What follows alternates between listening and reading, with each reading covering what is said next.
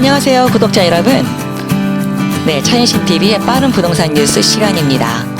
네, 7월하고도 첫날이 되었는데요. 벌써 19년 하반기가 시작되었죠. 여러분 모두가 화이팅하는 마음으로 시작하셨을 거라고 믿고, 또 저와 함께 오늘의 빠른 부동산 뉴스 바로 들어가 보도록 하겠습니다. 자, 들으시기 전에 좋아요, 구독 눌러주세요. 서울 아파트 거래 절벽이 6월에도 계속 이어지는 분위기였습니다.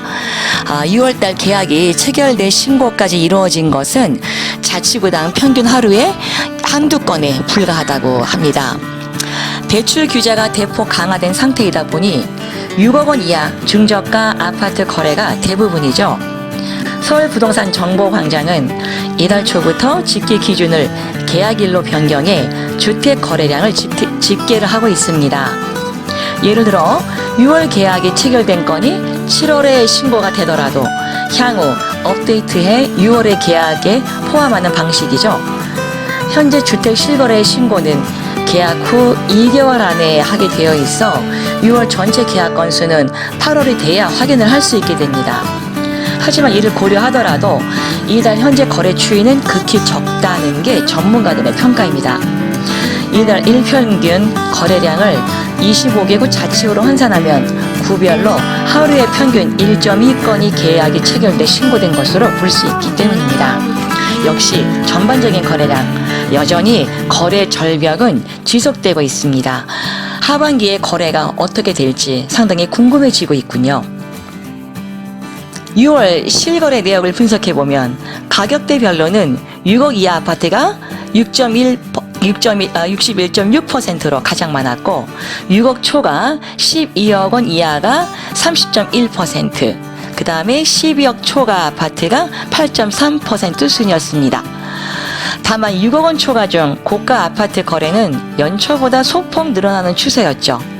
1, 2월 실거래 내역을 보면 전체 거래에서 6억 원 이하 아파트가 차지하는 비중은 66에서 68%, 6억 초과 아파트는 32에서 34%, 이와 비교할 때 6월엔 6억 초과 비중이 약 5%가량 상승했습니다. 최근 강남권에서 고가 재건축 단지 등이 거래된 것이 영향을 미쳤다는 분석입니다.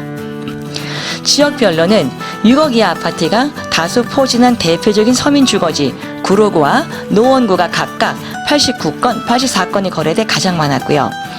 주요 재건축 단지가 위치한 양천구 51건, 송파구 47건 등도 거래 상위권에 올랐습니다.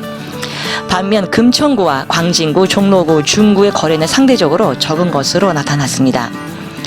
아파트 연식별로는 지은 지 20년이 넘은 구축 아파트 거래가 45.2%로 가장 많았고 10년 초과 20년 이하가 33.5%, 5년 초과 10년 이하가 11.4%, 5년 이하가 10% 순이됐습니다. 면적별로는 전용 면적 85제곱미터 이하인 중소형 아파트가 86.8% 거래, 전용 85제곱미터로 초과하는 중대형 아파트는 13.2%로 역시 중소형 아파트가 훨씬 더 거래가 많은 것으로 나타났습니다. 네, 두 번째 뉴스입니다. 박원순 서울시장이 최근 강남권을 중심으로 아파트 값이 다시 상승세를 보이는 점을 고려해 훨씬 더 강력한 안정화 조치가 필요하다는 입장을 밝혔습니다. 은마, 잠실주공 5단지 등 강남권 대표 재건축 예정단지 사업도 시세가 안정된 이후에 승인 여부를 검토할 전망이라고 합니다.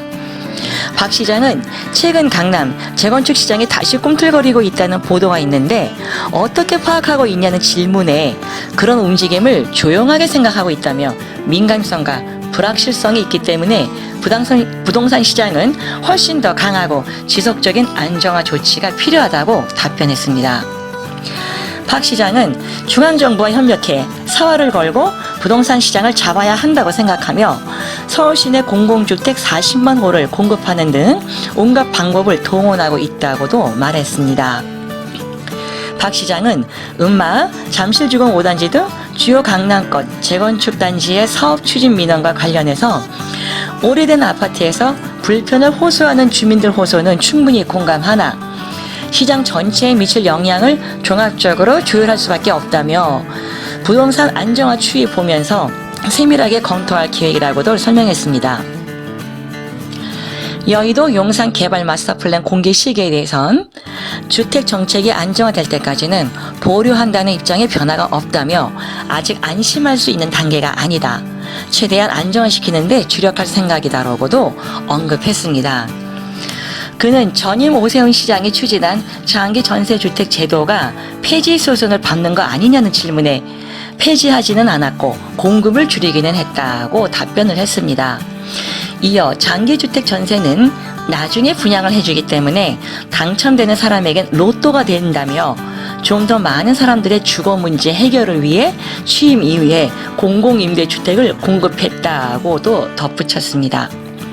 박 시장은 2022년이 되면 시내 380만 호 주택 중 40만 호가 공공임대주택이 돼 OECD 평균 수준인 9%보다 높게 된다며 여기에 서울시와 정부가 집중적으로 계속 투자해야 된다라고 강조했습니다. 자, 오늘 7월 1일에 첫 번째 오늘 빠른 뉴스 여러분들에게 소개를 해드렸습니다. 자, 계속해서 앞으로 이제 여러분들께서 민감할 부분은 하반기 부동산 시장의 거래가가 어떻게 될 것인가, 거래량과 또 아파트 전반적인 주택 값의 시세 변화 등 이런 것들을 각종 주시를 해야 되겠고요. 또 앞으로 계속해서 미리 나올 수 있는 가능성 있는 규제와 세제 규제가 어떠한 것들이 있는 것인지 그런 것들도 여러분께서 계속 예의주시해서 한번 좀 더 신중한 검토가 필요할 것이라고 생각이 되어집니다. 자, 차현신 TV의 빠른 뉴스 오늘 이것으로 마치겠고요. 또 다음 영상에서 뵙도록 하겠습니다. 감사합니다.